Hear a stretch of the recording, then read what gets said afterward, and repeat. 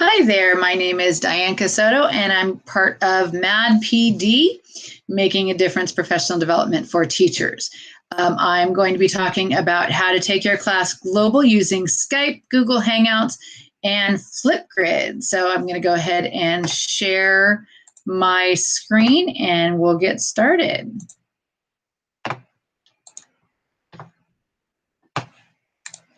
All right, so here we go.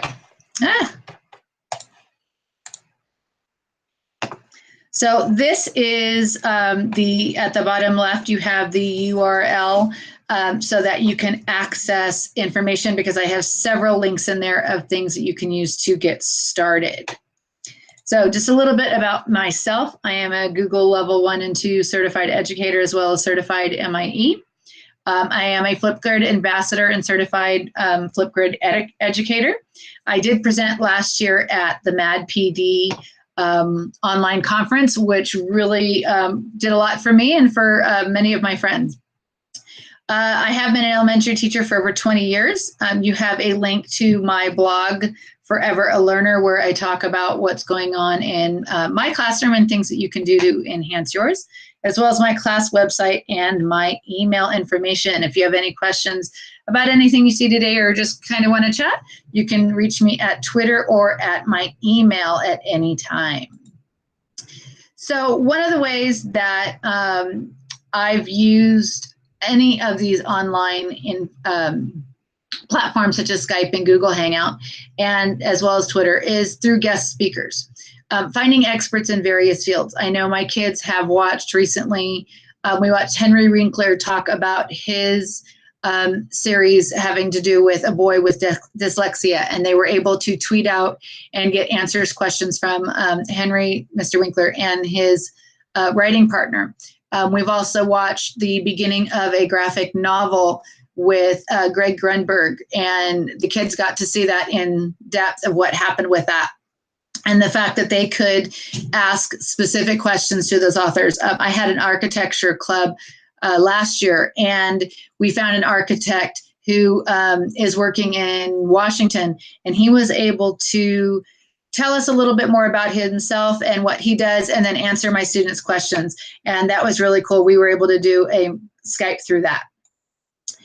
Virtual field trips is a great way to go outside your classroom and become global. Visiting places around the world without leaving your classroom. One of the things that we did was through Scholastic. Not only was this recently, but we've done several others. We did the Museum of the American Revolution with Lauren Tarshis, the author of the I Survived series. And the kids got to go to the museum. We live in California. This was not in California, it was on the East Coast. And yet they were able to see what was going on with it through the use of Skype. Parks and Recs, interactive video, whoops, went back there. If you click on the link, that'll take you straight to there. And it's free virtual field trips for California residents for sure, but if you wanted to do it outside of California, I'm sure they can find a way to check it out. They do the Monterey Bay Area Aquarium. They actually had one of their rangers on a kayak in the ocean and chatting with students, and it's really cool, a great way to get your kids out of the classroom without having to pay for it. Talking with experts. Nature Works Everywhere. If you follow them on Facebook, they regularly share with you where they're going to next.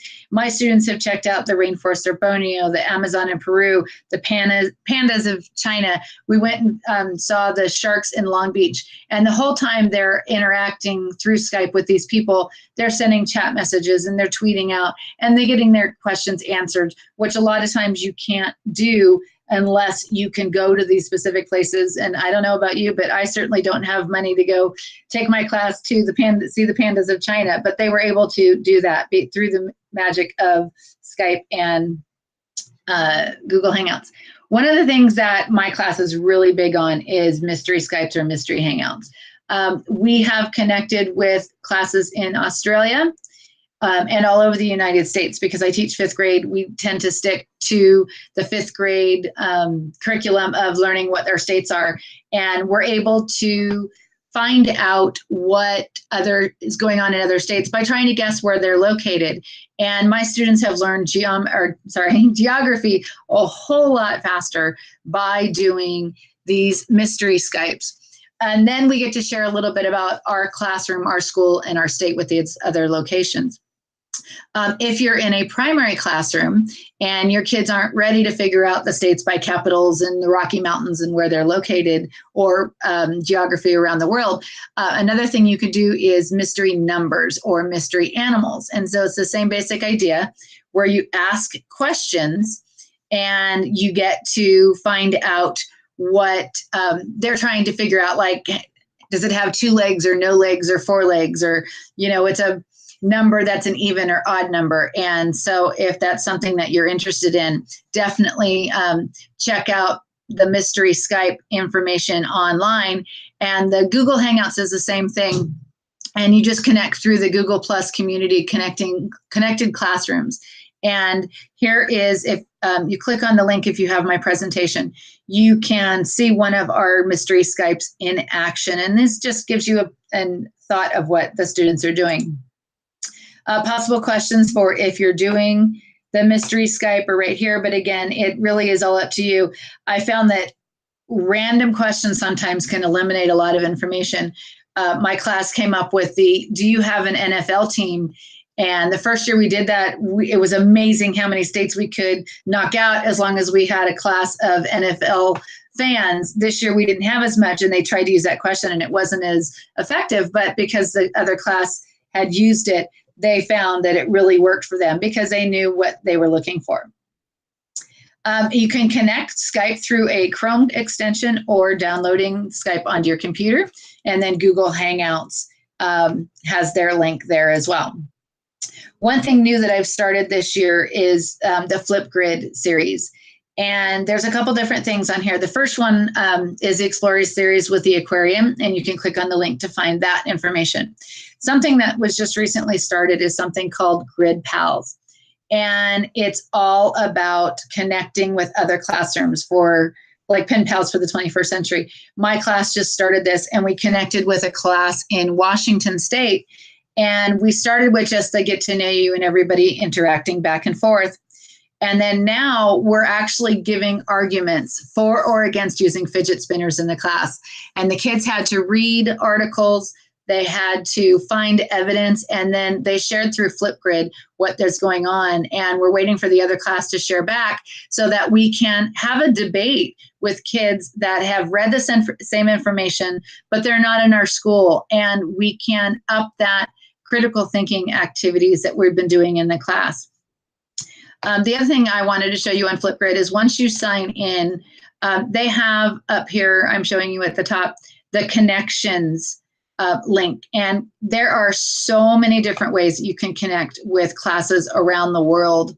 And because of the way Flipgrid does it, they divide it by subjects, general education information. Here's their Explorer series about sharks. I shared the link to the one having to do with aquariums.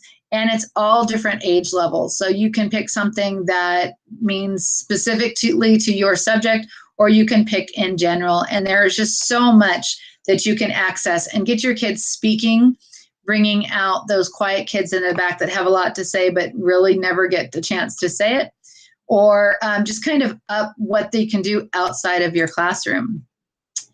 And go back here to my presentation. And I included the links for a couple of those, but if you have a Flipgrid account, you can go ahead and find, there's a whole lot more information there for you to do. Some of the resources that I have, I put links in my presentation using Skype in the classroom. There is a Skype-a-thon that goes on, I believe it's in November or December, where they try and see how many classes can go how many miles. And if you do one every day, I think last year we got like over 10,000 miles in our classroom, and we never left the building. And that was just such a cool thing for the kids to be able to do. The Google Plus community is where you can find anything for Google Hangouts, having to do with doing a mystery hangout or doing a guest speakers and all of that. One thing I found, sometimes our Skype works, sometimes it doesn't, sometimes our Hangout works, sometimes it doesn't. And I know that some schools are limited. So having access to both of those really expanded what we were able to do. I gave you the link for Flipgrid. And then there's a couple other pieces of information or links there that you can go on that you can find information for how to play Mystery Skype or Mystery Hangouts, and then as well as the Flipgrid information. Next is kind of asking you, how are you going global? Is there something that you do that I haven't been able to share with us today? I would love for you to tweet me out at mbit.teach for Twitter, or just kind of shoot me an email and let me know, because I would love to include it. Again, there's my email and my information for you to check out. And then I use Slides Carnival, so we have those here. All right, so back to my presentation. And I'm hoping that you're able to get some information from what I shared. I know that adding Skype to my classroom this year and last year, actually I think I've been doing it for 3 years, has just really upped the game of what my students are able to do, in terms of they're no longer just reading a story to learn about information. We're going outside the classroom, outside of our city, outside of the country a lot of times, and you're just not able to do that in your classroom, to give them that real experience and to talk to those experts that you either don't have money or don't have the ability to bring them into your classroom.